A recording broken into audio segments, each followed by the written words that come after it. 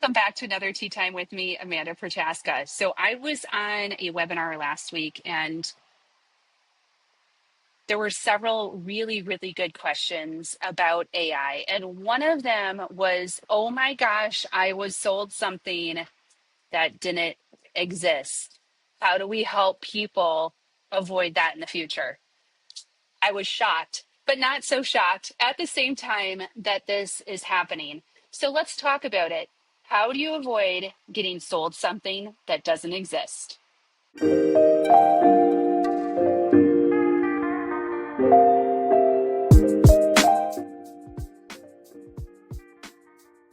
All right.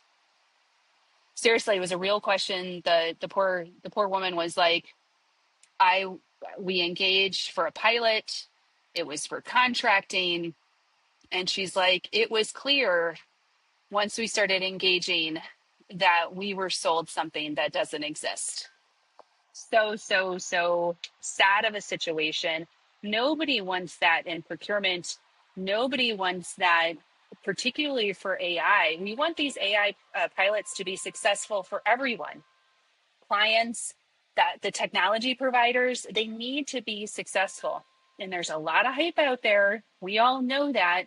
A lot of salespeople who are really good at what they do to get the deal done. But how do you actually know that this AI capability really exists? Or are they selling it as they're building it? Or are they selling it, then building it? All of those situations could happen. Now, I'm going to put a big caveat here. There are some really good AI native providers out there in the procurement space that are having very transparent conversations with their client bases. One of those is LevelPath, and I'm going to give them a huge kudos here. They're a partner of Wonder Services, but I will tell you every single engagement that I've ever been in with LevelPath and potential customers or current customers, they are crystal clear on what is there now and what is going to be there next month and what's going to be there hopefully in the future. They're very, very transparent, and it's a relationship that they are building.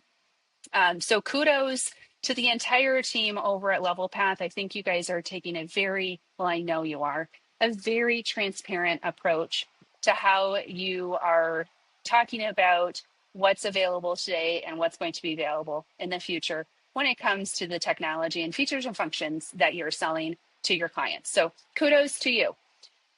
Now, if you're looking at AI solutions today, whether it's Gen AI, Agentic AI, or other machine learning capabilities, whatever it might be, here are some questions to ask.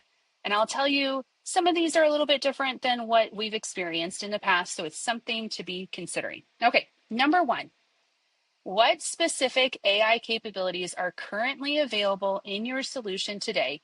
And can you do a live demo of it? Okay. Now, there's some really critical aspects of this question. First of all, currently available, asking what's currently available in the system. If you get everything's available for you, one of those types of responses, that's a cause for alarm. Like if a provider today can do everything that you're asking them to do, I would question that. Okay.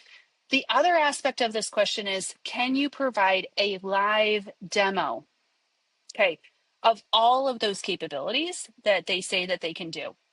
The live demo is really, really important here. Now, there are systems like Figma and others where they can show you a recorded demo, which is cool. It could be concept.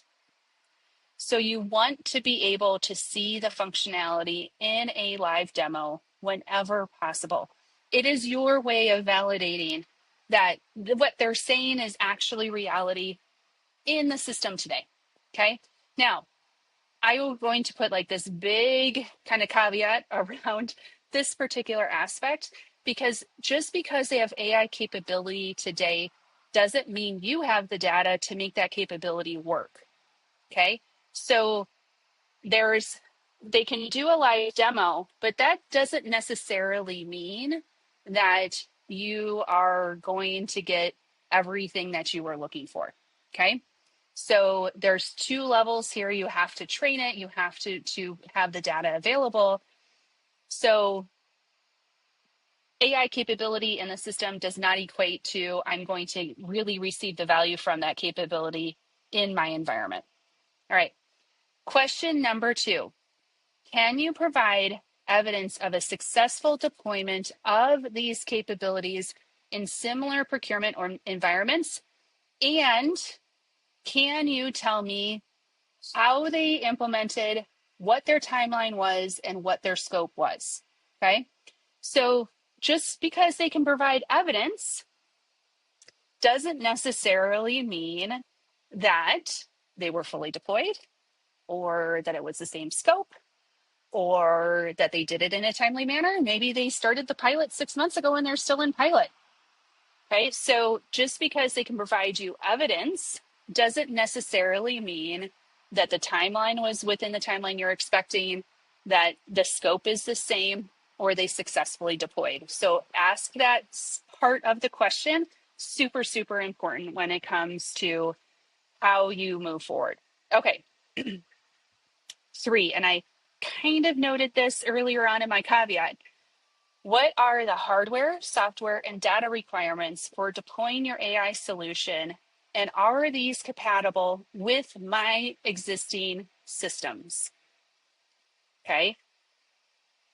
The data requirements have been a huge learning for so many people. I'm going to give you an example. We engaged with a client just recently. They have great catalogs that they are using. They want to layer on an AI forward orchestration tool, but because of the level of data that the catalogs are at, the AI solution can't read them or can't really interact with them, right? So they can say, hey, if you want to buy a pencil, hey, it's in the catalog, but that's about as far as they can go. So you have to really think about what they are selling. If you're looking to buy something, really understand what those data requirements are, because sometimes there's a whole project before the project for that pilot to be successful, right? Or that deployment in general. Hardware, software, it's good to understand. It's good to understand the architecture that's required, but I will tell you the data is what is catching people off guard so much. Another example that we came across, a contract lifecycle management project. They had gathered all of their contracts, but a lot of the contracts were scanned PDFs, which is very hard for certain AI applications to read. So if it's not native PDF or wasn't signed electronically and it was actually scanned in almost like an image, very, very difficult to actually read. So you're going to get higher error rates, even though the AI capability is there, right? The capability is there to read a PDF, but not all PDFs are the same. And so that is pretty tricky. You might need to think about other steps that you need to take to convert those PDFs into something that's readable. So another great example of where you might have hiccups, AI capabilities there, but your data is not quite where it needs to be yet. And so there's a compatibility issue between what they're selling and what you have. Okay. So I'm sitting outside in my backyard. If you can see, my dogs just started barking. And I'm just going to pause real quick. All right. I guess my dogs are getting all excited about AI. It's such a beautiful day here. And so I wanted to sit outside. Okay. So number 4, what is your roadmap for AI development? And how do you engage with your clients to determine what gets on that roadmap?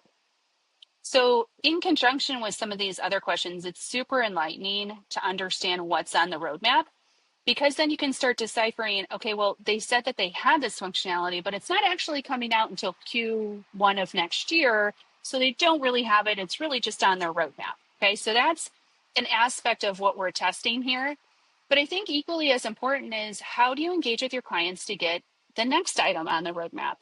And I feel like this is where a lot of companies fall short, especially because AI is so new and new. And I shouldn't even say new, it's more like it's changing so rapidly and advancing so rapidly that sometimes it's hard just for the companies to keep up with that innovation when it comes to AI.